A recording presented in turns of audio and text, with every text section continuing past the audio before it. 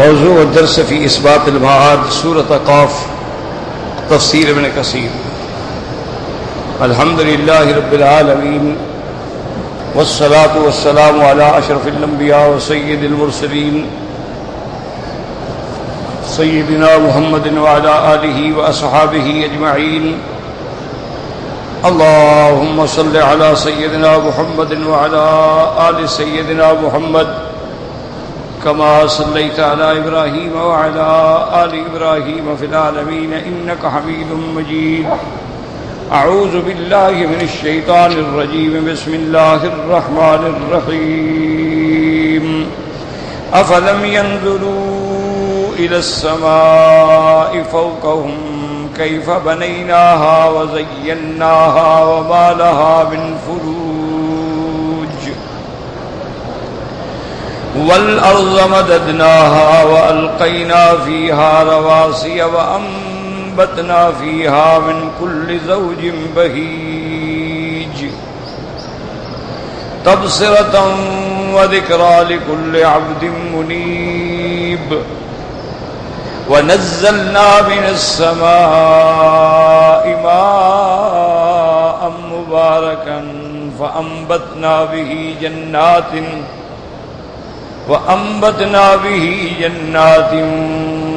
وحب الحصيد والنخل باسقات لها طلع نضيد رزقا للعباد وأحيينا به بلدة ميتا كذلك الخروج.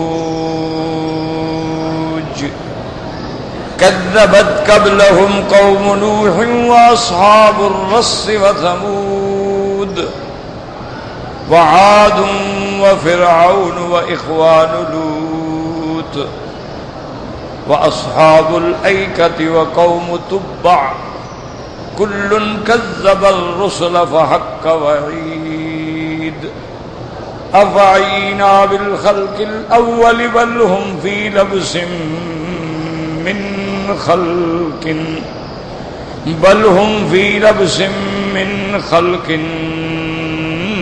جديد.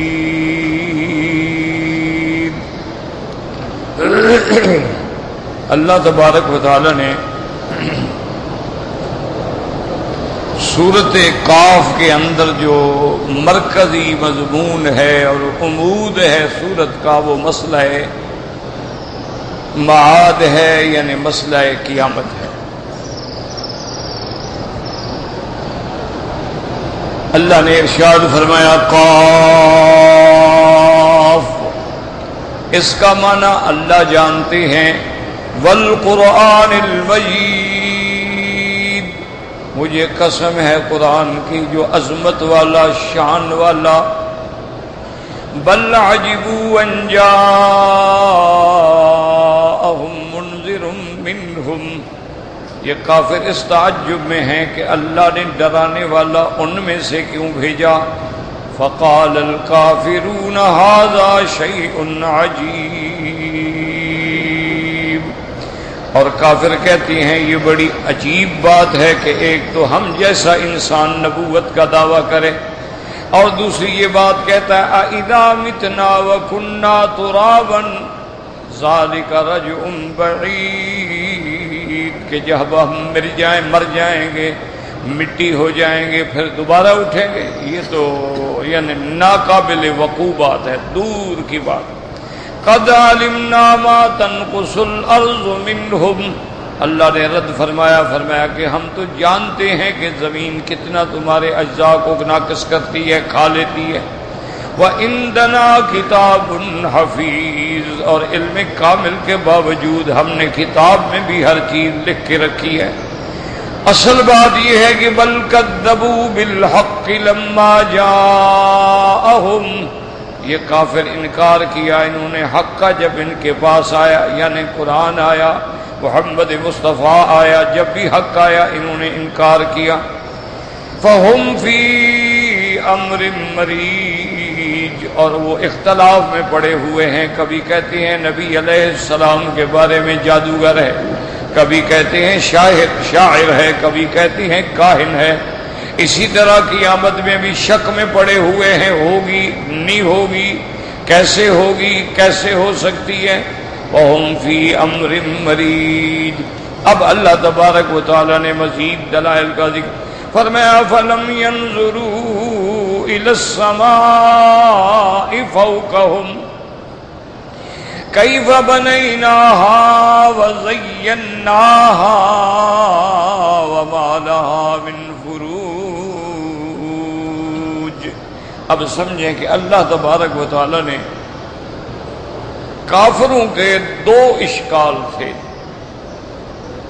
ایک اشکال تو یہ تھا کہ حضور صلی اللہ علیہ وسلم بشر ہیں، ہماری جنس میں سے ہیں، قبیلہ قریش میں سے ہیں، اس کی شاخ بنو ہاشم میں سے ہیں، عبداللہ کے بیٹے ہیں، عبد المطلب کے پوتے ہیں. وہ کیسے نبی ہو سکتے ہیں؟ نبی ہوتا تو کوئی نور کا نبی ہوتا، نوری نبی ہوتا، آسمانوں سے فرشتہ اترتا. یہ تو ہماری جنس کے بشر ہیں. ایک تو کافروں نے یہ اعتراض کیا، اس کا جواب تو اللہ نے مختصر دے دیا. ایک جواب تو اس کا اسی کے اندر موجود ہے کہ بل عجبوا ان جاءهم منذر منهم. کیا یہ اس بات پہ تعجب کرتے ہیں کہ ہم نے رسول ڈرانے والا ان میں سے بھیجا؟ تو اللہ نے فرمایا کہ جاہلو، ایک ایسا نبی جو تمہارے قبیلے میں پیدا ہوا ہے، جس کی پیدائش سے لے کر بچپن، شباب، 40 سالہ زندگی تمہارے سامنے ہے، جس کا کردار، صداقت، دیانت، امانت تمہارے سامنے ہے، تو جس نے زندگی میں کبھی جھوٹ نہیں بولا ہے، تو اس کے باوجود تم شبہ کر رہے ہو کہ وہ اللہ کا رسول نہیں ہے. جو بندے پہ جھوٹ نہیں بولتا ہے وہ خدا پہ جھوٹ بولے گا؟ اس کا جواب تو مختصراً اسی میں آ گیا کہ بل جاءہم منذر منہم وقال الکافرون ھذا شیء عجیب. اور دوسری بات یہ ہے کہ منذر منہم، ڈرانے والا، قرآن سنانے والا، اللہ کا قرآن پڑھ پڑھ کے توحید پہنچانے والا. اسی قرآن نے تو حکم دیا وَأَنذِرْ عَشِيرَتَكَ الْأَقْرَبِينَ.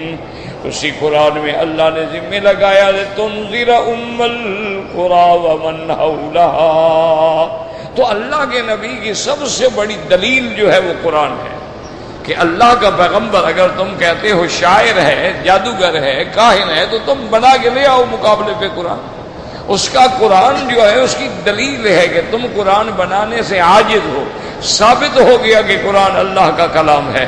جب اللہ کا کلام ہے تو محمد مصطفیٰ اللہ کے نبی ہیں، ورنہ قرآن کا مقابلہ کرو. وَإِن كُنتُمْ فِي رَيْبٍ مِّمَّا نَزَّلْنَا عَلَىٰ عَبْدِنَا فَأْتُوا بِسُورَةٍ مِّن مِّثْلِهِ وَادْعُوا شُهَدَاءَكُم مِّن دُونِ اللَّهِ إِن كُنتُمْ صَادِقِينَ. اللہ نے فرمایا اگر تمہیں شک ہے جو ہم نے اپنے نبی پہ اتارا ہے تو تم بھی ایک صورت اس جیسی بنا کے لے آؤ اور ساری دنیا کو جمع کر لو، ساری دنیا کے شعراء، فصحاء، بلغاء کو بلا لو. اگر تم اپنے دعوے میں سچے ہو کہ اللہ کا نبی قرآن بناتا ہے تو تم بھی بنا کے لے آؤ. لیکن آگے فیصلہ بھی سنا دیا فَإِن لَّمْ تَفْعَلُوا وَلَن تَفْعَلُوا. میرا مدنی جو زمانہ بیت گیا یہ اس میں بھی قرآن کا مقابلہ نہ کر سکے اور قیامت تک بھی نہیں کر سکیں گے. نہ یہ اب بنا سکے ہیں، نہ قیامت تک کوئی قرآن کے مقابلے پہ آیت بنا سکے گا. اس کو اللہ نے دوسری جگہ پہ فرمایا قُلْ إِنِ اجْتَمَعَتِ الْإِنسُ وَالْجِنُّ عَلَىٰ أَن يَأْتُوا بِمِثْلِ هَٰذَا الْقُرْآنِ لَا يَأْتُونَ بِمِثْلِهِ وَلَوْ كَانَ بَعْضُهُمْ لِبَعْضٍ ظَهِيرًا. اللہ نے فرمایا ساری دنیا کے انسان، ساری دنیا کے جن کٹھے ہو جائیں اور مل کے کوشش کریں کہ ہم قرآن کے مقابلے پر قرآن بنائیں، لیکن یہ عاجز آ جائیں گے، اللہ کے قرآن کا مقابلہ نہیں کر سکتے. یہ چاہے جتنا ایک دوسرے کی مدد کریں قرآن کے سامنے ایک آیت بھی نہیں بنا سکتے، ایک سورت بھی نہیں بنا سکتے. اس لیے قرآن نے پہلے کہا تھا کہ فَلْيَأْتُوا بِعَشْرِ سُوَرٍ مِثْلِهِ، قرآن جیسی تم بھی 10 صورتیں بنا کے لے آؤ۔ اس کے بعد اللہ نے فرمایا کہ چلو 10 نہیں بنا سکتے ہو، فَأْتُوا بِسُورَةٍ مِّن مِثْلِهِ، چلو ایک صورت بنا کے لے آؤ۔ جب ایک بھی نہ بنا سکے تو اللہ نے فرمایا فَلْيَأْتُوا بِحَدِيثٍ مِثْلِهِ، چلو قرآن کے مقابلے پر تم ایک آیت بنا کے لے آؤ، لیکن قیامت تک نہیں بنا سکیں گے۔ تو قرآن سب سے بڑی صداقت کی دلیل ہے میرے مدنی محمد مصطفیٰ کی۔ اور یاد رکھو ہر پیغمبر کا معجزہ ہے، لیکن اس کے زمانے میں معجزہ آیا اور ختم ہو گیا، لیکن ایک میرے مدنی کا معجزہ قرآن ہے، جیسے نبوت قیامت تک، حضور کا معجزہ بھی قیامت تک۔ آج 1400 سال گزر گئے، لیکن آج بھی تمام کفار کی طاقتیں مل کر بھی قرآن کا مقابلہ نہیں کر سکتی۔ اب وہ قرآن کو کاٹتے ہیں، کچھ آیتیں نکال دیتے ہیں، کچھ صورتیں نکال دیتے ہیں، جہاد کی آیات نکال دو، سورت انفال نکال دو، سورت براء نکال دو، لیکن قرآن کے مقابلے پہ بنا نہیں سکتے ہیں۔ اللہ نے فرمایا بنانا تو بڑا بات ہے، یہ تو قرآن کے مقابلے پہ کسی اور کتاب کا کوئی حافظ بھی نہیں پیش کر سکتے۔ پوری دنیا زور لگا کے کوئی حافظ تورات پیدا کر دے، پوری دنیا زور لگا کے کوئی حافظ انجیل پیدا کر دے، کوئی دنیا زور لگا کے کوئی وید کا حافظ پیدا کر دے، کوئی دنیا زور لگانے کے بعد کوئی مہابھارت کتاب کے یاد کرنے والا پیدا کر دے۔ یہ اللہ کا قرآن ہے کہ 7 سال کے بچے کو بھی یاد ہے، وہ عجمی ہے، جانتا بھی نہیں، ترجمہ بھی نہیں جانتا، لیکن الف سے لے کر یہ تک قرآن پڑھ لیتا ہے، تو یہ بھی معجزہ ہے۔ اور دوسرا جواب یہ دیا کہ میرے مدنی کی زندگی تمہارے سامنے ہے، تو جس کو تم جانتے ہو کہ وہ صادق ہے، وہ امین ہے، وہ دیانت کا مجسمہ ہے، وہ صداقت کا مجسمہ ہے، پھر اس پہ کیوں تم شک کر رہے ہو؟ اس لیے یاد رکھیں کہ ایک دفعہ ابو جہل نے اسی کعبۃ اللہ میں طواف کر رہا تھا، ایک سردار تھا قبیلے کا، وہ بھی طواف کر رہا تھا، تو اس نے حضور کے بارے میں پوچھا کہ ابو جہل تمہارا کیا خیال ہے؟ انہوں نے کہا سچی بات پوچھتے ہو تو محمد مصطفیٰ سچا نبی۔ اس نے کہا ابو جہل یہ تم جانتے ہو کہ محمد مصطفیٰ سچا ہے، کیا دلیل ہے؟ اس نے کہا بھائی کیا دلیل مانگتے ہو؟ حضور ہمارے سامنے پیدا ہوئے ہیں، 40 سال ہمارے اندر گزارا ہے، جس بندے نے کبھی کسی انسان پہ جھوٹ نہیں بولا وہ خدا پہ جھوٹ بولے گا؟ محمد مصطفیٰ تو سچا ہے۔ تو اس نے کہا سچا ہے پھر مان لو۔ نے کہا نہیں مانتے تو نہیں ہے نا جی، ہمارے قبیلے کا آپس میں جھگڑا ہے، منا وزیر و منہم وزیر، کبھی وزیر ان کا بنتا ہے کبھی ہمارا بنتا ہے، کبھی مکے کا سردار ان کے قبیلے سے آتا ہے کبھی ہمارے قبیلے سے آتا ہے۔ اب اللہ نے ان کو نبوت دے دی ہے تو ہم کیا کریں؟ ہم وہ نبی تو بن نہیں سکتے۔ اب یہ ہے کہ ہم مانیں گے نہیں، ورنہ وہ جانتے تھے کہ تو پہلی بات کا جواب یہ تھا۔ دوسرا ان کا اعتراض یہ تھا کہ اذا متنا وکنا ترابا، کہ جب ہم مر جائیں گے، دفن ہو جائیں گے، مٹی ہو جائیں گے، پھر حضور کہتے ہیں کہ ہم واپس آ جائیں گے، یہ کیسے ہو سکتا؟ مٹی جب ہم ہو گئے، مٹی میں مل گئی، کیا پتہ لگے گا کہ کس آدمی کی مٹی ہے؟ اللہ تبارک و تعالیٰ کے سامنے یعنی وہ کہنے لگے کہ بھی یہ کیسے، ذالک رجل بعید، یہ ناممکن بات ہے، یعنی بعید الوقوع ہے، یہ ہو ہی نہیں سکتا۔ تو اس کا پہلا جواب آپ پڑھ چکے ہیں، اللہ نے دیا قد علمنا ما تنقص الارض منہم۔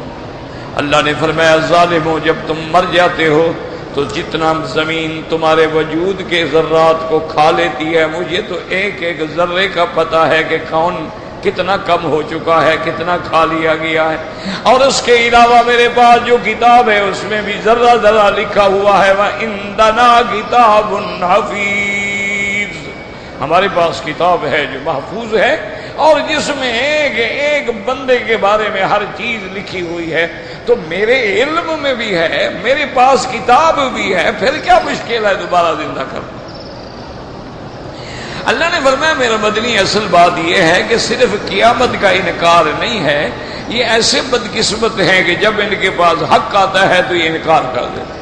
قرآن آیا تو انکار کیا، میرا مدنی محمد مصطفیٰ آیا تو انکار کیا، اب قیامت کی بات آئی تو انکار کیا۔ بل کذبوا بالحق لما جاءہم، اور اس کے بعد حالت یہ ہے کہ وہم فی امر مریج، مریج مانا مختلف، اور یہ اس مسئلے کے اندر خود بھی اختلاف میں پڑے ہوئے ہیں، کبھی کچھ کہتے ہیں، کبھی کچھ کہتے ہیں، کبھی کچھ۔ آج پھر اس کا دوسرا جواب ہے کہ قیامت برحق ہے، اور اللہ تبارک و تعالی نے ہر بندے کو مرنے کے بعد دوبارہ زندہ کرنا ہے، ہر کسی نے اٹھنا ہے، قیامت آ رہی ہے اور دنیا جا رہی ہے۔ اس لیے علماء کہتے ہیں کہ الدنیا مدبرۃ والآخرۃ مقبلۃ، یہ دنیا پیٹھ دے کے جا رہی ہے اور آخرت آ رہی ہے، اور قرآن کہتا ہے وَأَنَّ السَّاعَةَ آتِيَةٌ لَا رَيْبَ فِيهَا، قیامت آئے گی جس میں کوئی شک نہیں۔ اب اللہ اس پہ دلائل دے، فرمایا فَلَمْ يَنظُرُوا إِلَى السَّمَاءِ فَوْقَهُمْ كَيْفَ بَنَيْنَاهَا وَزَيَّنَّاهَا وَمَا لَهَا مِنْ فُرُوجٍ۔ یاد رکھو یہاں تھی اللہ فرماتے ہیں کیا یہ تم نہیں دیکھتے ہو تمہارے اوپر جو میں نے آسمان بنایا ہے، پھر اس کو میں نے سجایا ہے، آسمان بنایا ہے پھر سجایا، زینا اس کو زینت دی ہے، سجایا۔ اور تیسری بات یہ ہے کہ ما لہا من فروج، ہزاروں سال بیت گئے لیکن آسمانوں میں کوئی دراڑ نہیں پڑی، کوئی سوراخ نہیں ہوا، کوئی پلستر نہیں گر گیا، کہیں سے لیک نہیں ہو گیا ہے، کسی جگہ سے بوسیدہ ہو کے ٹکڑا گر نہیں پڑا ہے۔ تو میری قدرت کا کمال دیکھو، آسمانوں کی طرف نظر ڈالو۔ اب مسئلہ سمجھیں کہ افلم ینظروا جو ہے، نظر سے مراد کیا ہے؟ پہلی بات تو یہ بھی یاد رکھ لیں کہ جتنے جدید فلاسفہ ہیں اور جدید تخیلات کے لوگ ہیں، وہ تو آسمانوں کے وجود کا بھی انکار کرتے ہیں، وہ کہتے ہیں کوئی آسمان نہیں۔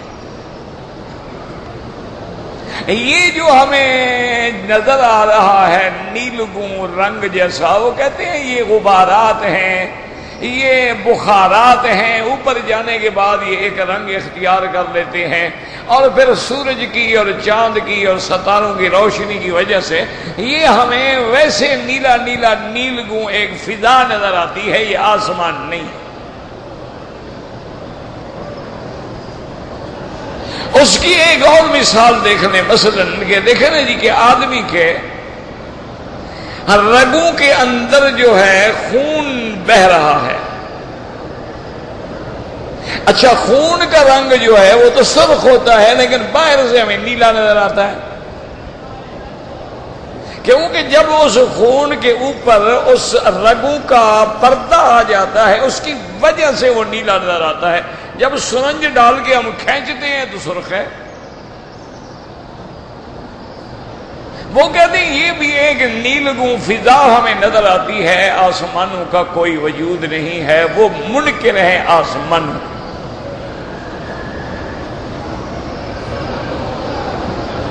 لیکن ایک بات یاد رکھیں کہ قرآن سے بھی اور فرمان محمد مصطفیٰ سے بھی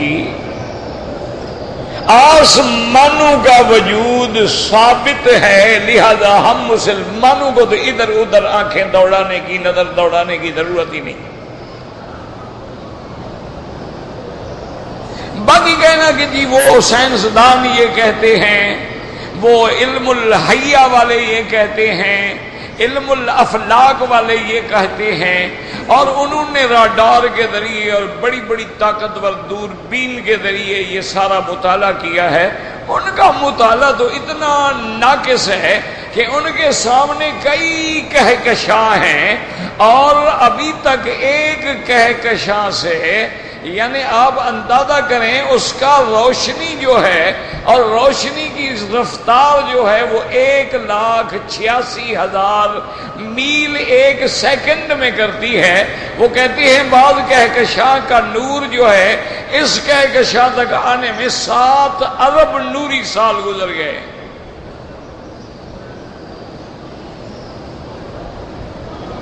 اور ان کہکشانوں کے سامنے ہماری یہ پوری دنیا جو ہے تو کچھ بھی نہیں، ایسے معلوم ہوتا ہے جیسے ایک چھوٹی سی بستی ہو۔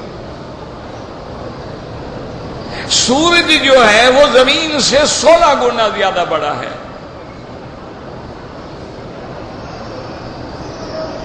تو ان کی تحقیق جو ہے وہ تو ٹامک ٹوئیاں مارتے رہتے ہیں، معلومات کرتے رہتے ہیں، ان کو تو ابھی تک یہ پتہ بھی نہیں چل سکا ہے کہ یہ بلیک ہول کیا چیز ہے۔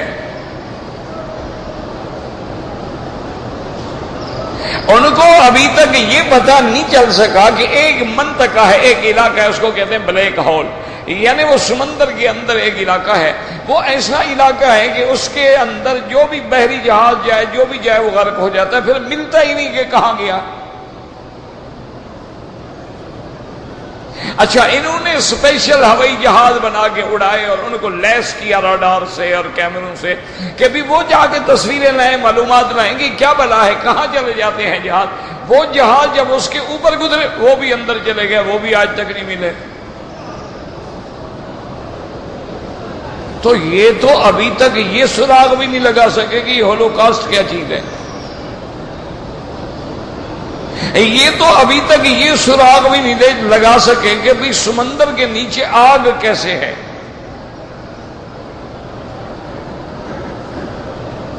ہمیں قرآن نے بتایا تھا نا کہ سمندر جو ہے اذا البحار فجرت، دہکا دیا جائے گا آگ سے، اور اس لیے بعض علماء نے فرمایا ہے کہ زمین جو ہے اس کے اوپر ایک غلاف حجری ہے اور اس کے نیچے جو ہے وہ جہنم ہے، وہ آگ ہے۔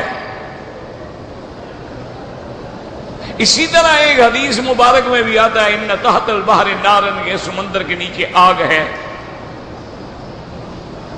اسی لیے میرے آقا نے محبوب دو عالم صلی اللہ علیہ وسلم نے فرمایا کہ مجبوری نہ ہو تو سمندر کا سفر نہ کیا کرو، الا لغاز او حاج او معتمر، ہاں کوئی جہاد کے لیے جائے، تجارت کے لیے جائے، حج کے لیے جائے، عمرے کے لیے جائے، مجبوری ہے ورنہ نہ جائیں۔ اسی لیے کافروں نے محض حضور کے فرمان کا مقابلہ کرنے کے لیے بڑے بڑے لگژری جہاز بنائے ہیں جو عیاشیوں کے اور گناہوں کے اڈے ہیں، اور وہ سمندر میں چلتے ہیں تاکہ لوگ اس میں سیر کریں کہ حضور نے جو منع کیا ہے انہوں نے مخالفت کرنی ہے۔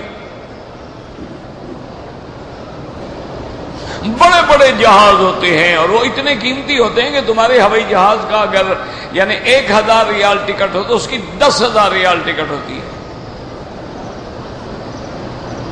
اور بڑے بڑے لوگ جو ہیں اسی میں وہ آگے شادیاں کرتے ہیں، پارٹیاں دیتے ہیں، ہنیمون مناتے ہیں کہ جی سمندر کی لہروں پہ جہاز تیر رہا ہے اور دعوت کھائی جا رہی ہے۔ کیونکہ دشمن نے ایک فیصلہ کیا ہے کہ جو بات اللہ کا رسول کہے گا ہم مخالفت کریں گے۔ حضور نے فرمایا دائیں ہاتھ سے کھانا کھاؤ، انگریز نے کہا نہیں بائیں ہاتھ سے کھانا کھاؤ۔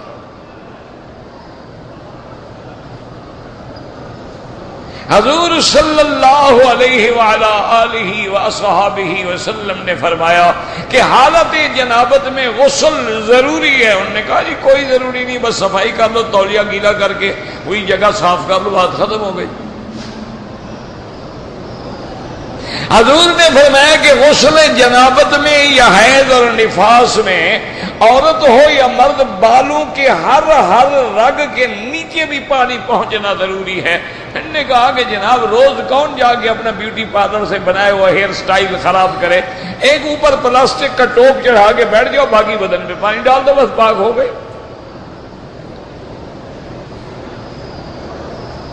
حضور نے فرمایا کہ سر پہ پگڑی رکھنا، ٹوپی پہن کے پگڑی رکھنا سنت مصطفیٰ ہے اور سنت انبیاء ہے۔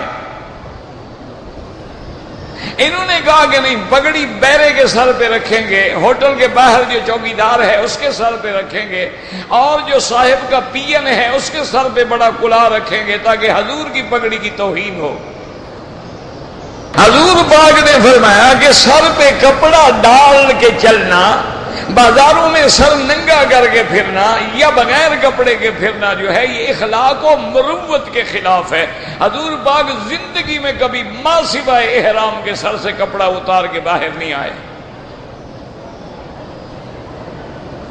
لیکن انگریز نے ہمیں سبق پڑھایا کہ نہیں جناب، فیشن اسی کا نام ہے، کپڑا کیوں رکھتے ہو، بال الٹے رکھو، بال کٹواؤ، اور کبھی بالوں کو بڑا بنا لو، کبھی چھوٹا بنا لو، کبھی ان کے مختلف شکلیں بنا لو، چاہے تم دور سے بندر نظر آؤ، لیکن میری بات مانو۔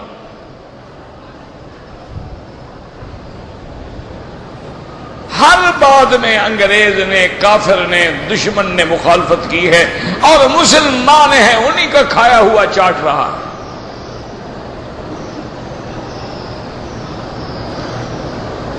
مسلمان نے بھی اپنی تہذیب بھلا دی ہے،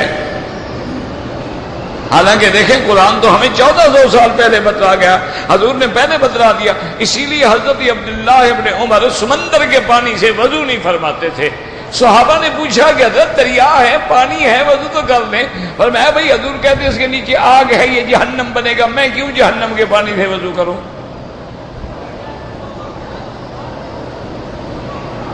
اب جناب انہوں نے نہیں ماننا تھا، لیکن 1400 سال کے بعد جب سونامی کا طوفان آیا، جب اللہ کا قہر ٹوٹا، اللہ کا عذاب ٹوٹا، اس سمندر کے کنارے پہ جو عیاشی کا اور زنا کا اور عریانی کا اڈا تھا، وہاں جب سونامی کا آیا تو دیکھنے والے لوگ جو ہیں وہ گواہی دیتے ہیں کہ بھئی ہم ساحل پہ نہا رہے تھے، کوئی بیٹھے تھے، کوئی جناب ٹن ہو رہے تھے، کوئی سن باتھ لے رہے تھے، کہ یکدم سمندر کا پانی جو آ رہا تھا نا باہر، وہ یکدم واپس چلا گیا۔ ہم حیران ہو گئے کہ بھی ساحل سے یکدم اتنا پانی آ رہا تھا، اب سارا واپس جا رہا ہے۔ تو ابھی ہم اسی حیرانی میں تھے، وہ پانی ایسے جیسے مثلا دیکھیں نا یوں ہو، اور یہاں کنواں ہوتی ہے، پانی سارا آگے کنویں میں چلا جائے گا۔ تو ہم حیران ہو کے سوچ رہے تھے کہ پھر اسی جگہ سے اتنا گرم ہو کے وہ پانی اٹھا کے 200 فٹ اونچا چلا گیا، اس کی لہریں، اور پھر پورے علاقے پہ چھا گیا۔ اب پتہ لگا کہ ہاں بھی نیچے تو آگ تھی، ورنہ کس چیز سے گرم ہوا؟ تو اب ان کو ماننا پڑتا ہے، کہتے ہیں ہاں یار مسلمان ٹھیک کہتے ہیں۔ ابھی چھوٹی سی بات دیکھ لو نا، ساری دنیا میں انہوں نے کہا نا کہ سوائن فلو ہو گیا، سوائن فلو ہو گیا، سوائن فلو ہو گیا۔ وہ کیا ہے؟ وہ صرف ان علاقوں میں تھا جہاں خنزیر کھاتے ہیں۔ اللہ نے قرآن میں خنزیر کو حرام قرار دیا، اب کھانے والوں کو جب بیماری لگی اب سمجھ آیا۔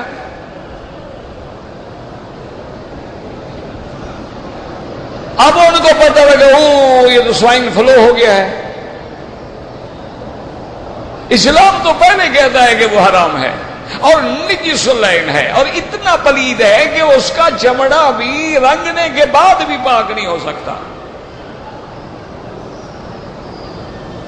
اس کے قریب بھی مت جاؤ، اس کو ہاتھ بھی مت لگاؤ۔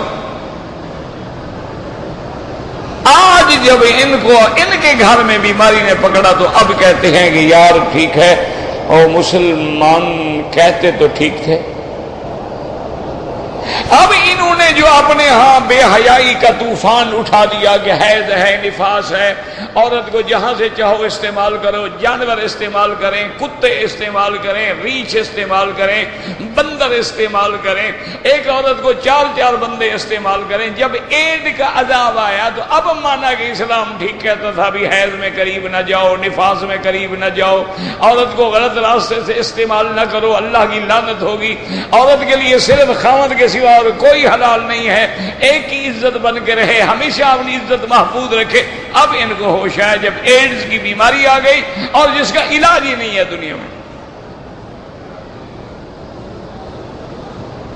تو اس لیے یاد رکھیں ان کی باتوں پہ تو لعنت بھیجیں، مجرد معلومات کے لیے پڑھا کریں، ورنہ ہمارا ایمان ہے جو اللہ نے فرمایا ہے، جو محمد مصطفیٰ نے فرمایا ہے وہ حق ہے، باقی سب جھوٹ۔ قرآن کہتا ہے فَلَمْ يَنْظُرُوا إِلَى السَّمَاءِ، تو معلوم ہوا کہ آسمان ہیں، دوسری جگہ قرآن کہتے الذی خلق سبع سماوات طباقا، اللہ پاک نے 7 آسمان ایک دوسرے کے اوپر بنائے ہیں۔ اسی طرح اللہ فرماتے انا زینا السماء الدنیا بمصابیح، ہم نے آسمان کو زینت دی ہے، اس کے اندر دیے ٹانک دیے ہیں۔ اور دوسری جگہ قرآن کہتا ہے انا زینا السماء الدنیا بزینت الکواکب، ہم نے آسمان دنیا کو زینت دی ہے کہ اس کے اندر تارے جڑ دیے ہیں۔ اللہ کے قرآن نے واضح کر دیا کہ اللہ نے آسمان پیدا کیے ہیں۔ ثم استوى الى السماء فهي دخان فقال لها وللارض ائتيا طوعا او كرها قالتا اتينا طائعين فقضاهن 7 سماوات وأوحى في كل سماء أمرها وزينا السماء الدنیا، اللہ پاک نے 7 آسمان بنائے اور اس کے بعد کرسی پیدا کی، فرمایا وسع کرسیہ السماوات والارض ولا یؤودہ حفظہما وہو العلی العظیم۔ اور کرسی کے بعد اللہ کا عرش عظیم ہے جس کا ذکر قرآن پاک میں موجود ہے۔ اللہ تبارک و تعالی نے فرمایا ہے عرض العرش العظیم اسی کی ذات ہے، فرمایا الرحمن علی العرش استوى، یاد رکھو آسمان برحق ہیں، 7 آسمان برحق ہیں۔ اور قرآن کہتا ہے آسمانوں میں دروازے ہیں کہ جب قوم نوح کے عذاب کا وقت ہے ففتحنا ابواب السماء بماء منہمر، اللہ نے آسمان کے دروازے کھول دیے اور پانی برسنے لگا۔ اللہ نے فرمایا آسمان سے پانی برسو، زمین کو حکم دیا وفجرنا الارض عیونا، زمین کو حکم دیا تم اپنے چشمے ابل ڈالو، فالتقى الماء على امر قد قدر، اب آسمان اور زمین کا پانی جب مل گیا اللہ کی تقدیر کا فیصلہ پورا ہو گیا، ساری قوم غرق ہو گئی ماں سوائے نوح علیہ السلام کے اور جو ان کے ساتھ کشتی کے اندر موجود تھے۔ تو آسمانوں میں دروازے ہیں، آسمانوں کے دروازے کھلتے بھی ہیں، آسمانوں کے دروازے بند بھی ہوتے ہیں، یہ قرآن کی گواہی ہے۔ اور اس کے بعد دوسری گواہی کس کی ہے؟ حضرت محمد الرسول اللہ، سب کہتے ہیں صلی اللہ علیہ وعلی آلہ واصحابہ وسلم تسلیما کثیرا کثیرا، اللہ کے کروڑوں صلاۃ و سلام۔ حضور فرماتے ہیں ثم عرج بی الی السماء، آپ نے فرمایا کہ اسراء کے بعد پھر جبریل مجھے آسمانوں کی طرف لے چلے، اور جب پہلے پہلے آسمان پہ پہنچے حتیٰ کہ حضرت جبریل نے آواز دی اور ان کو ملائکہ سے کہا کہ دروازہ کھولو، تو ملائکہ نے پوچھا من کون ہو تم؟ فقال انا جبرائیل، میں جبرائیل ہوں۔ قال من معک، تیرے ساتھ کون ہے؟ قلت محمد الرسول اللہ، حضرت محمد مصطفیٰ ہے۔ قال هل بعث الیہ، کیا حضور کی طرف دعوت بھیجی گئی؟ حضرت جبریل نے کہا کہ ہاں بالکل، حضور کو اللہ نے آسمانوں پہ بلایا ہے۔ حضور فرماتے ہیں ثم فتح لی، پھر دروازہ کھل گیا اور میں آسمان پہ گیا۔ اسی طرح دوسرا، تیسرا، چوتھا، پانچواں، چھٹا، ساتواں دروازے کھلتے گئے، میرے مدنی کا معراج ہوتا گیا، میرے مدنی کو عروج ملتا گیا۔ تو آسمانوں کے دروازوں پہ جانا پھر اترنے کی گواہی دینے والا محمد مصطفیٰ ہے صلی اللہ علیہ وسلم۔ تو پھر ہم کون ہیں شک کرنے والے؟ شک کریں تو کافر کرے، شک کرے تو یہودی کرے، نصرانی کرے، قادیانی کرے، ہمیں کوئی شک ہو؟ ہمارا تو قرآن پہ بھی ایمان ہے اور فرمان محمد مصطفیٰ پہ بھی ایمان ہے۔ اب یاد رکھو افلم ينظروا الى السماء فوقهم کیف بنیناها، اب نظر سے کیا مراد ہے؟ آنکھوں سے دیکھنا. اور اگر یہ نیلگوں ہے، یاد رکھو اگر شیشہ رکھ دو، شیشے کے نیچے ہمیں چیز نظر آتی ہے حالانکہ وہ کتنا بلند ہوتی ہے. سورج کے آگے شیشہ رکھ دو اور اس کے نیچے کوئی چیز رکھ دو تو اس کی گرمی کے اثر سے آگ لگ جاتی ہے، تو وہ بھی تو نظر آتا ہے. اس لیے بعض علماء فرماتے ہیں یہ نظر آنکھوں سے دیکھنا ہے کہ دیکھو تمہارے اوپر آسمان نہیں بنائے ہم نے. جیسے دوسری جگہ فرمایا افلا ينظرون الى الابل كيف خلقت، کیا یہ اونٹ کو نہیں دیکھ دے کہ میں نے کیسا جانور پیدا کیا ہے. وَإِلَى السَّمَاءِ كَيْفَ رُفِعَتْ، اور کیا یہ آسمانوں کو نہیں دیکھتے کہ میں نے کیسے اٹھایا ہے بغیر ستون کے، بغیر عمد ترونها، جس کا کوئی ستون بھی نہیں ہے. رفع سمكها فسواها، ہم نے آسمان کو کتنا بلند کر دیا ہے. اس لیے فرمایا وَإِلَى السَّمَاءِ كَيْفَ رُفِعَتْ وَإِلَى الْجِبَالِ كَيْفَ نُصِبَتْ. میرا بندہ پہاڑوں کو نہیں دیکھتا کہ میں نے کیسی مضبوط میخیں جڑ دی ہیں زمین کے اندر. یاد رکھو جتنی دروازہ بڑا ہوگا اتنی میخ بھی بڑی ہوگی، کیونکہ زمین بڑی ہے تو پھر میخیں بھی پہاڑ ہیں. دعا کرو کہ اللہ ہمارے حال پہ رحم کرے. مجھے تو بحیثیت ایک طالب العلم کے نہ میں عالم، نہ میں مولوی، نہ میں پیر، نہ بزرگ، نہ شیخ، نہ کوئی اچھا آدمی، لیکن مجھے بڑا ہی فکر رہتا ہے. یہ ہمارے انجینئر دوست بیٹھے ہیں یہ جانتے ہوں گے، ہم تو جاہل ہیں اس مسئلے میں، کہ اللہ کہتا ہے قرآن میں کہ یہ پہاڑ جو ہیں یہ میخیں. یہ قرآن ہے، یہ کسی مولوی کی بات نہیں ہے. اس میں کوئی دیوبندی بریلوی کا جھگڑا بھی نہیں ہے، یہ تو قرآن ہے نا جی. کہ والجبال اوتادا، ہم نے پہاڑ کو میخیں بنایا. اسی طرح الجبال کیف نصبت، ٹھوک دیے گئے ہیں. اور اسی طرح اللہ نے دوسرے مقام پہ فرمایا ہے کہ یہ جو پہاڑ ہے نا یہ ایک شکل ہے، ایک بوجھ ہم نے زمین پہ رکھ دیا ہے تاکہ زمین حرکت نہ کرے. آپ دیکھتے ہیں نا مثلا یہ کپڑا، یہ یوں سمجھ لیں یہ کپڑا آپ نے بچھایا، اب یہ اڑ رہا ہے. اگر آپ نے اس پہ بوجھ رکھ دیا ہے تو اب یہ نہیں اڑے گا. تو زمین حرکت کرتی تو ہم رہ نہ سکتے. اللہ نے اس پہ بوجھ رکھ دیا کہ جم جاؤ لے اللہ تمید بکم، تاکہ حرکت نہ کرے. تو اگر یہ میخیں ہیں تو جس چیز کی میخیں اٹھا نکال لو گے وہ تو پھر گر جائے گی، وہ تو پھر کسی اس کی کوئی حیثیت ہی نہیں رہے گی. دیکھیں نا آپ نے ایک چھوٹی سی ایک پینٹنگ ہوتی ہے، تصویر ہوتی ہے، فریم ہوتی ہے، میخ لگا دی ہے، گھڑی ہے، میخ لگا کے لٹکا دی، میخ گر گیا تو گھڑی بہت گر گئی. اچھا آپ نے بوجھ رکھا ہے، مثلا آپ نے ایک اونٹ پہ بوجھ ہے، ایک بوری اس طرف ہے 2 من، ایک بوری اس طرف ہے 2 من، دونوں طرف وزن برابر ہے، جانور جا رہا ہے. اچھا ایک طرف 1 من کر دو، ایک طرف 2 من کر دو، نتیجہ تو جب وہ بوجھ بدلے گا تو شکل بدلے گا تو لازماً وہ چیزیں بھی. تو اس لیے مجھے تو بھائی سچی بات ہے ڈر لگتا ہے. اور پھر یہ یقین ہوتا ہے کہ قیامت آنے والی ہے کہ یہ جو ہم پہاڑ توڑ رہے ہیں، ہم ان کو اٹھا رہے ہیں، یہ تو بوجھ اٹھ جائے گا، میخیں نکل جائیں گی، پھر کیا ہوگا؟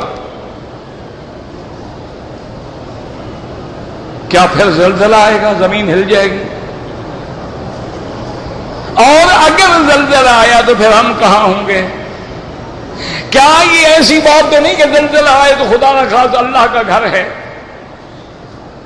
اور وہ تو گھر بالکل ایسے ہے، یعنی ہر طرف سے مکہ اونچا ہے، کعبہ شریف بالکل ایسے ہے.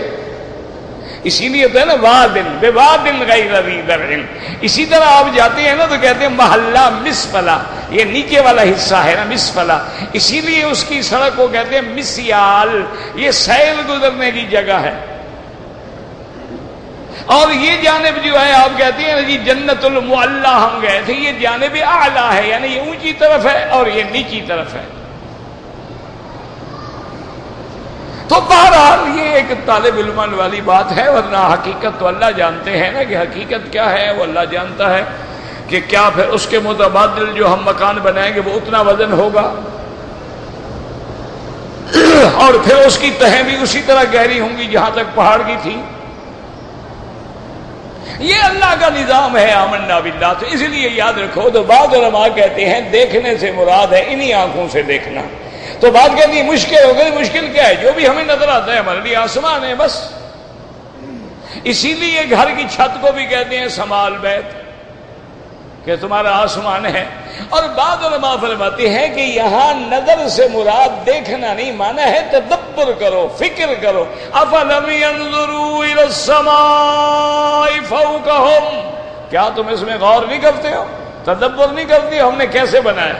کیف بنیناها وزیناها وما لها من فروج۔ اور اگر غور کرنے کی بات ہے تو پھر نظر آئے یا نہ نظر آئے کوئی ضروری نہیں، وہ تو ہم نے دماغ سے غور کرنا ہے کہ اللہ نے کیسے بنایا ہے اور پھر کیسے اس کو زینت دی ہے۔ اور زینت بھی دیکھیں کہ ستارے ہیں، بروج ہیں، ابراج ہیں، کواکب ہیں، نجوم ہیں، کہکشاں ہیں۔ اللہ اکبر، اللہ نے تیرے لیے کیسے سجا دیا ہے۔ اللہ فرماتا ہے میرے بندے اگر غریب آدمی ہے تو آسمان کے تاروں پہ نظر ڈال، تیرے پاس اگر محل نہیں ہے آسمان تو میں نے تیرے لیے سجا دیا ہے، تیرے پاس قالین نہیں ہے تو تیرے لیے میں نے سبزہ بھی لگا دیا ہے، ذرا صبح اس پہ چل کے دیکھ لیا کر۔ اس لیے فرماتے ہیں فلم ينظروا الى السماء کیف بنیناها وزیناها وما لها من فروج۔ اور اتنا عرصہ گزرنے کے باوجود اس میں کوئی سوراخ نہیں۔ یاد رکھو یہ جو کہتے ہیں کہ آوازون میں سوراخ ہے، وہ آوازون آسمان سے نیچے ہے، اس کا آسمانوں سے کوئی تعلق نہیں۔ یاد رکھو یہ جو کہتے ہیں ہم چاند پہ پہنچ گئے ہیں، چاند بھی آسمانوں سے نیچے ہے، آسمانوں میں کوئی نہیں جا سکتا جب تک کہ اللہ کا حکم نہ ہو۔ لا تفتح لهم ابواب السماء ولا يدخلون الجنة حتى يلج الجمل في سم الخياط۔ اللہ فرماتے ہیں کسی کے لیے آسمان کے دروازے نہیں کھل سکتے اور کوئی جنت میں میرے حکم کے بغیر نہیں داخل ہو سکتا۔ جیسے سوئی کے ناکے میں اونٹ نہیں گزر سکتا، ایسے کوئی کافر نہیں جا سکتا، کوئی بندہ نہیں جا سکتا، لیکن آسمانوں میں نہیں جا سکتا۔ یاد رکھو یہ جو تارے ہیں، ستارے ہیں یا چاند ہے، یہ سارے قنادیل معلقۃ بین السماء والارض، یہ تو آسمان اور زمین کے درمیان میں ہے، لہذا چاند پہ جانا تو کوئی مشکل نہیں ہے۔ اصل بات یہ ہے کہ انہوں نے ساری دنیا کا کھربوں ڈالر لگانے کے بعد چاند پہ پہنچے ہیں، اور ہم تو اس کملی والے کو مانتے ہیں جس نے مکے میں کھڑے ہو کے چاند دو ٹکڑے کر دیا۔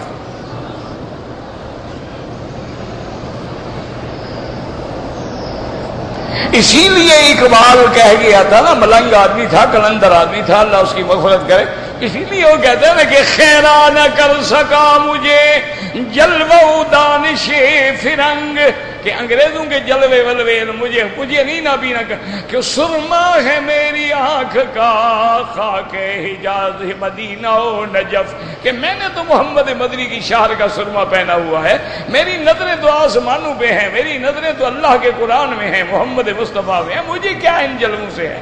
اس لیے اللہ نے فرمایا ہے تو اتنا بڑا آسمان بنانے پہ جو قادر ہے وہ ایک چھوٹا سا انسان بنانے پہ دوبارہ قادر نہیں ہے۔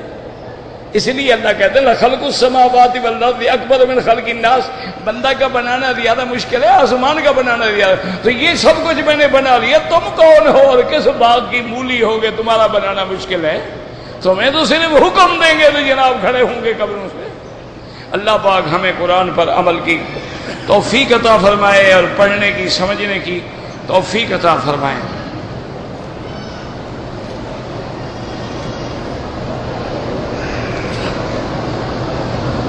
میں نے پتہ نہیں کہاں سے احرام باندھا تھا، زبان سے عمرے کا نیت زبان سے نہیں کیا۔ احرام جو باندھا کیوں باندھا تھا؟ یہی نیت تھی تو احرام باندھا تھا نا۔ اور نیت کو کچھ سینگ ہوتے ہیں، زبان سے کہو نہ کہو، غسل کیا، 2 رکعت پڑھی، 2 چادریں باندھی، لبیک، اور کیا نیت ہوتی ہے؟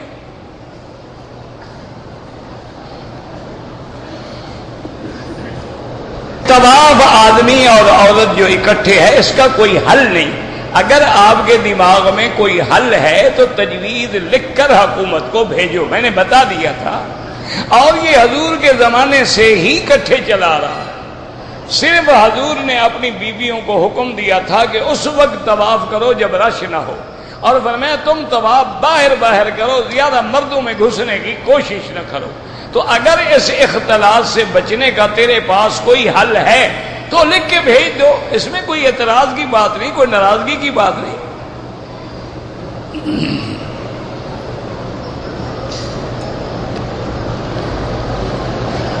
میرا بھائی، نامحرم کا معنی ہوتا ہے کہ غیر محرم مرد عورت ایک دوسرے کے قریب نہ ہوں۔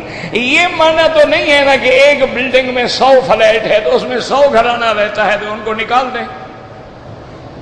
عرفات کے میدان میں ہم جائیں گے، 30 لاکھ آدمی، خیمہ ہے، ایک خیمہ ہے، ایک خیمہ ہے، یہ معنی نہیں۔ معنی غیر محرم سے اختلاط وہ محرم ہے جس میں نیت فاسدہ ہو۔ نیت فاسدہ نہیں، اب نماز ہے، آپ کی صفیں آگے ہیں، عورتوں کی پیچھے ہیں، لیکن اختلاط تو ہے، ایک ہی نماز میں، ایک ہی مسجد میں مرد بھی ہیں عورتیں بھی ہیں۔ اس کو آپ اس پہ کیوں محمول کرتے ہیں جو اختلاط حرام ہے؟ اختلاط حرام الگ چیز ہے۔ کہتے جی کہ میرا طواف کرتے ہوئے نقصان ہو گیا 36,000 روپے کا، اور میں نے پتہ نہیں چھوڑ دیا۔ جب اللہ پیسے دے دم دے دے نا، کوئی ضروری نہیں کہ ابھی دو، جب اللہ دے دے، 2 مہینے بعد، 4 مہینے بعد، 6 مہینے بعد۔ کہتے جی کہ اگر قرآن پڑھ رہے ہیں تو برقع پلٹنے کے لیے لب لگا سکتے ہیں، کوئی بات نہیں، لب تمہاری پلید تو نہیں ہے نا، پلید ہوتی تو پھر تو ہو سکتا تھا کہ ہم قرآن کو نہ لگاتے۔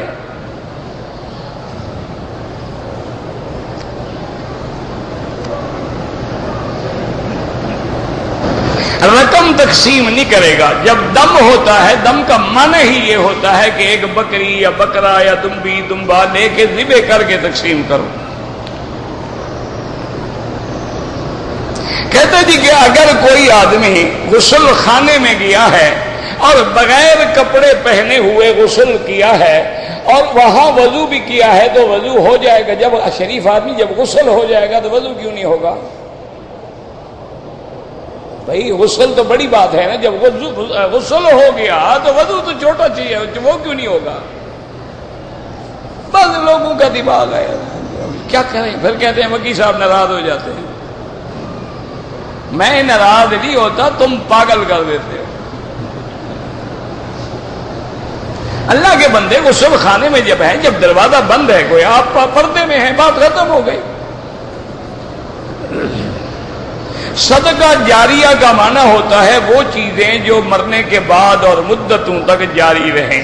آپ نے مسجد بنا دی، اب جب تک لوگ نماز پڑھتے رہیں، آپ نے قالین بچھا دی، جب تک لوگ نماز پڑھتے رہیں گے، آپ نے کسی کو کتاب لے کے دے دی، قرآن شریف لے کے دے دیا، تو جب تک وہ پڑھتا رہے گا سب صدقہ جاریہ ہے۔ آپ نے کنواں لگا دیا، کہیں پانی نہیں تھا، نل لگا دیا۔ زندہ آدمی کے لیے عمرہ تب ہو سکتا ہے جب وہ وصیت کرے کہ میرا عمرہ کرو، ورنہ آپ اپنے لیے عمرہ کریں اور لوگوں کے لیے دعا کریں۔ کہتے ہیں جی کہ امام صاحب جو ہے عصر کی نماز میں خاموش ہوتے ہیں، تو ہمیں کیسے پتہ چلے گا کہ اب انہوں نے فاتحہ پڑھی ہے تاکہ ہم آمین کہیں؟ ہمیں آمین کہنا ہی نہیں تو پتہ کرنے کی کیا ضرورت ہے؟ دیکھیں نا، عقل لڑاتے ہیں نا بیچارے، عقل نہ لڑاؤ۔ اچھا 4 رکعت نماز پڑھی جا رہی عشاء کی، 2 رکعت میں تو امام صاحب نے قرآن زور سے پڑھا، آپ نے سن لیا، پچھلی 2 رکعتوں میں کیا کرو گے؟ وہاں آمین کب کہتے ہو؟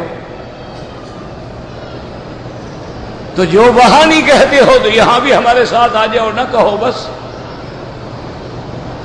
وہ تو تب ہے کہ اذا قال غیر المغضوب علیہم ولا الضالین فقولوا آمین، جب سنیں گے تو کہیں گے، سنا ہی نہیں تو ہم کیوں کہیں؟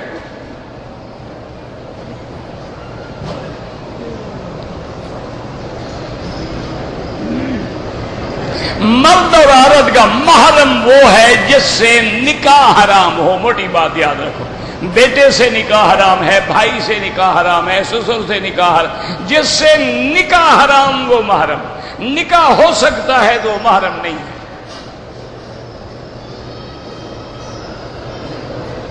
اگر ایک چھوٹا بچہ ہے وہ چل نہیں سکتا ہے، اس کے لیے کوئی علیحدہ عمرہ نہیں ہوتا. بس ماں باپ جب اپنے عمرے کی نیت کریں اس کی بھی کر لیں، جب اپنا طواف کریں اس کو بھی ساتھ لیتے رہیں، جب آپ صفا دوڑیں اس کو بھی ساتھ رکھیں، اس کا بھی ہو گیا، خود بخود ہو گیا. ایک آدمی اگر 3 دفعہ طلاق دے، اگر کوئی آدمی آپ کو 3 تھپڑ مارے، آپ 1 گنیں گے یا 3؟ نہیں، یہ فیصلہ آپ کر دیں، اگلا مسئلہ میں بتا دوں گا. نہیں، ویسے مار کے دیکھو نا اگلا کیا کہتا ہے، تم نے 1 مارا کہ 3 مارے. یہ تو پوری امت کا مسئلہ ہے، جمہور کا مسئلہ ہے. 3 ہے.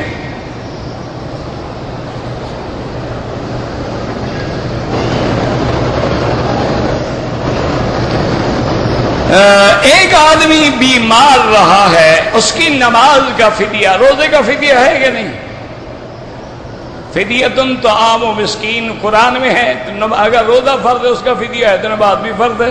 اس پہ قیاس کیا احناف نے، تمہیں کیا تکلیف ہو گئی؟ نہیں، تکلیف نہ دو. اگر روزے کا فدیہ ہے تو اس پر قیاس کرتے ہوئے علماء نے نماز کا بھی فدیہ رکھا. باقی ائمہ نہیں مانتے. الحمدللہ ہمیں تو کسی امام پہ اعتراض نہیں ہے.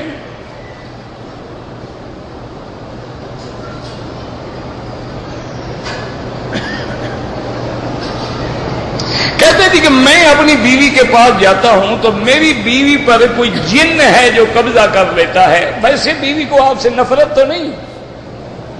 کبھی ایسا بھی ہوتا ہے نا میرا بھائی کہ اس کا دل آپ سے نہیں مانتا، اس نے ایک بہانہ بنایا ہوا کہ جن آ جاتا ہے. آگے پیچھے جن نہیں آتا، کھانا کھانے کے وقت جن نہیں آتا، پانی پینے کے وقت جن نہیں آتا، کپڑے پہننے کے وقت جن نہیں آتا، جب مرد آتا ہے تو جن آ جاتا ہے. اس کے 2 علاج ہیں. ایک شریعت کا علاج ہے کہ سورۃ البقرہ پڑھ کے دم کرو.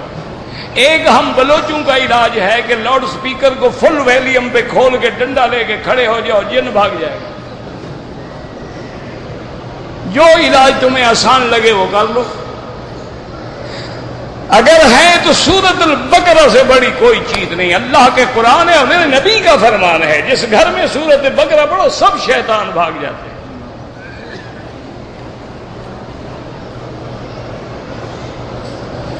میرا بھائی قتل ہو گیا، اللہ مغفرت فرمائے.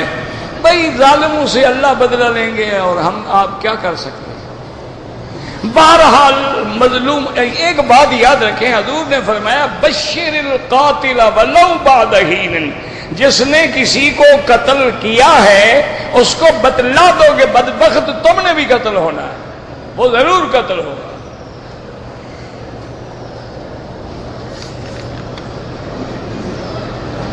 بھائی نفلی طواف کریں، اس کے بعد یہ نہیں کہ ایک طواف کر کے ساری امت کو بخش دو. ایک آدمی کو ثواب، آپ اللہ سے دعا کریں، ثواب اللہ نے دینا ہے.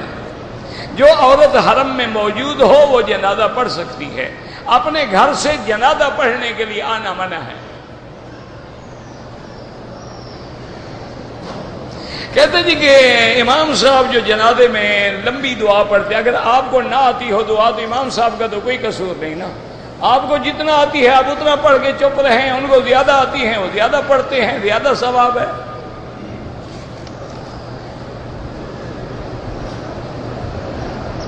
کہتے جی کہ حجر اسود کے لیے بوسہ لگانے کے لیے لائن لگاتے ہیں، کیا شرعاً یہ جائز ہے؟ نہ لگائیں کہتے ہو، بوسہ نہیں لینے دیتے. لگاتے ہیں تو اب شریعت تمہیں یاد آ گئی. بوسہ دینا سنت ہے کہ نہیں ہے؟ اس سنت کے لیے جو بھی رستہ پیدا کرو. اگر کسی نے عمرہ کیا ہے، اپنے سر کے بال صفا مروہ دوڑنے کے بعد خود کاٹے ہیں، بالکل جائز ہے.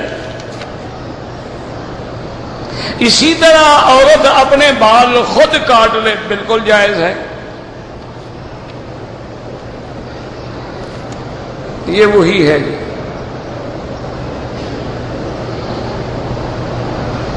میں نے اپنی والدہ کو ویل چیئر پہ طواف کرایا، اگر آپ نے اپنی نیت بھی کر لی تھی تو آپ کا بھی ہو گیا۔ کہتا جی کہ ہمارا ایک دوست ہے، ہر روز پورا قرآن شریف ایک رکعت میں پڑھتے ہیں، دوسری رکعت میں پھر قل هو اللہ احد سے ختم کرتے ہیں۔ بڑی خوش نصیب ہے کہ جس کو اللہ نے روزانہ اپنا کلام پڑھنا نصیب کر دیا ہے۔ بعض صحابہ بھی روز ختم کرتے تھے، کوئی بات نہیں۔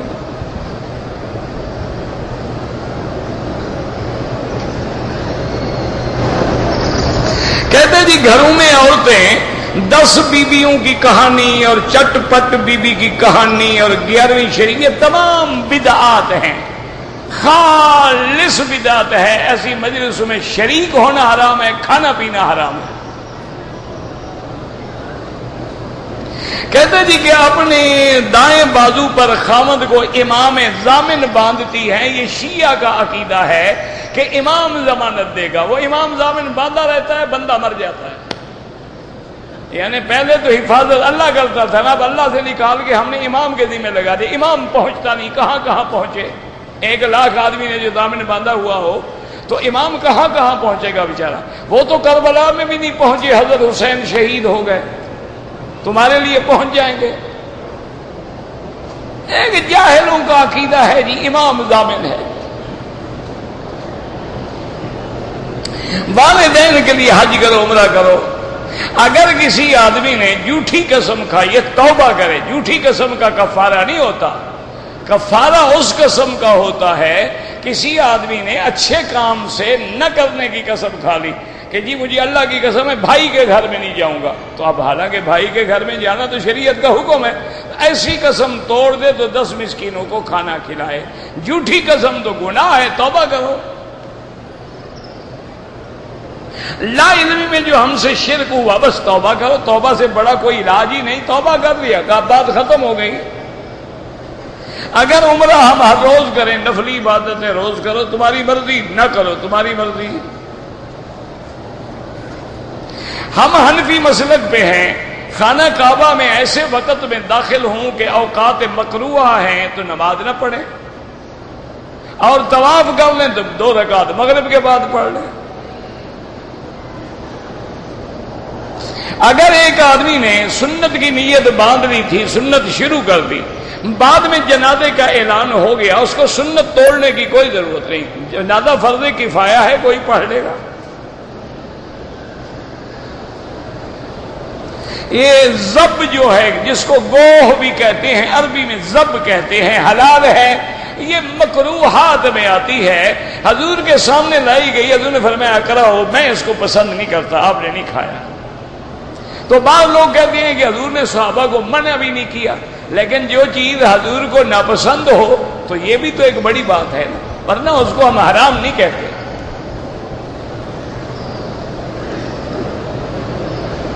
ہم جدہ گئے تھے، عمرے کا ارادہ ہے، جدے سے احرام ضروری نہیں ہے۔ کہتے جی کہ ایئرپورٹ پہ کٹ آ گیا، کوئی بات نہیں، کچھ بھی نہیں ہوتا۔ میں نے مدینہ منورہ سے احرام باندھا عصر کے بعد، اور 2 رکعت نفل بھی پڑھی، وہ بالکل ناجائز ہے۔ نفل پڑھنے کی کوئی ضرورت نہیں ہے، بغیر نماز کے لبیک بعمرہ لبیک اللہم لبیک، بس۔